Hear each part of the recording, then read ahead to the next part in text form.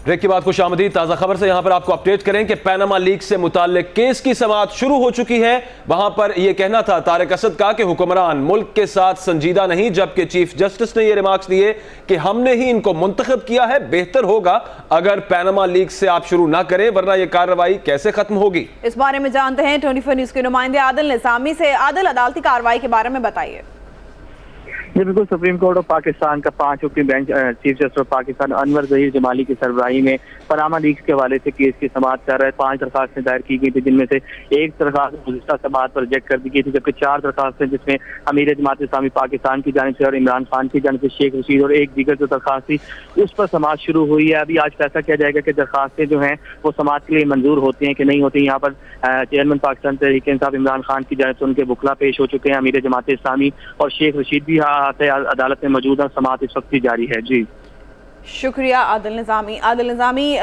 इस बारे में आपसे अपडेट्स लेंगे। अपने देखने वालों को बताएंगे पैनामा लीक्स के हवाले से केस की समाअत शुरू हो चुकी है। हुक्मरान मुल्क के साथ संजीदा नहीं है, ये कहना है तारिक असद का, जबकि चीफ जस्टिस का कहना है कि हमने ही इन्हें मुंतखब किया है, बेहतर होगा अगर आप पैनामा लीक से शुरू करें। आदिल, ये भी बताइएगा कि अब तक कौन कौन पहुंच चुका है? दरख्वास्त तो दायर की गई थी काफी पार्टीज की जानिब से, अब तक कौन कौन किस किस पार्टी से पहुंच चुका है यहाँ?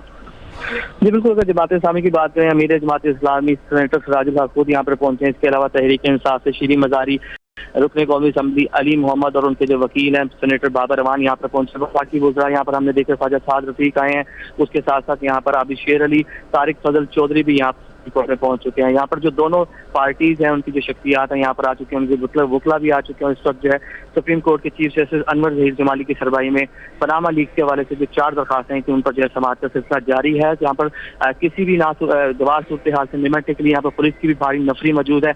यहाँ पर शेख रशीद आए तो उनका कहना था कि मुझे 4 जग मकामात पर रोका गया, जिसके बाद मैं लिफ्ट लेकर किसी से यहाँ पर पहुंचा हूँ। शेख रशीद यहाँ पर मीडिया टॉक भी की।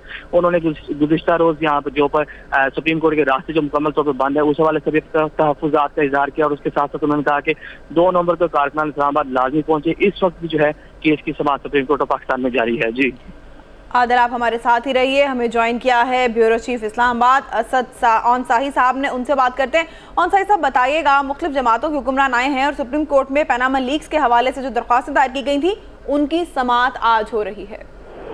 जी बिल्कुल, जो 5 पिटिशन थी उनकी समाअत शुरू हो गई है और ये लार्जर बेंच है चीफ जस्टिस सुप्रीम कोर्ट की ज़ेर सदारत, और वो समाअत जो है वो शुरू हुई है। सबसे पहले तारिक असद एडवोकेट जो है वो उन्होंने अपने दलाइल देने शुरू किए हैं और उनका ये कहना था कि हुक्मरान मुल्क के साथ मुखलिस नहीं है, तो जिस पे और इसको मुल्क को करप्ट अंदाज से चलाया जा रहा है, जिस पे चीफ जस्टिस ने उनसे पूछा, इस्तफसार किया कि क्या ये जो हुक्मरान है बाहर से आए हैं या हम अवाम ने उनको मुंतखब किया, जिस पे तारिक असद ने कहा कि चंद खानदान हैं जो हुक्मरान बनते चले आ रहे हैं।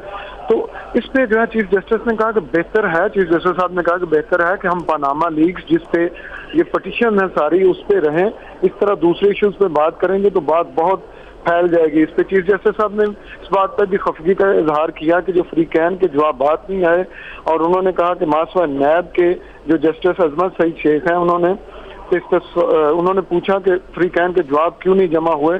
तो अभी तक ये जो है समाअत शुरू हो चुकी है। मुख्तलिफ लीडरान जो है जैसे जमात इस्लामी के सिराजुल हक साहब भी पहुंच चुके हैं क्योंकि उनकी एक पिटीशन है, शेख रशीद पहुंच चुके हैं उनकी एक पिटीशन है, और मुस्लिम लीग नून के वज़रा जो है ख्वाजा साद रफीक और डॉक्टर तारिक फजल चौधरी पहुंचे गए। इस वक्त इंतजार है सिर्फ इमरान खान का और पाकिस्तान PTI का कि उनकी तरफ से कौन आ रहा है।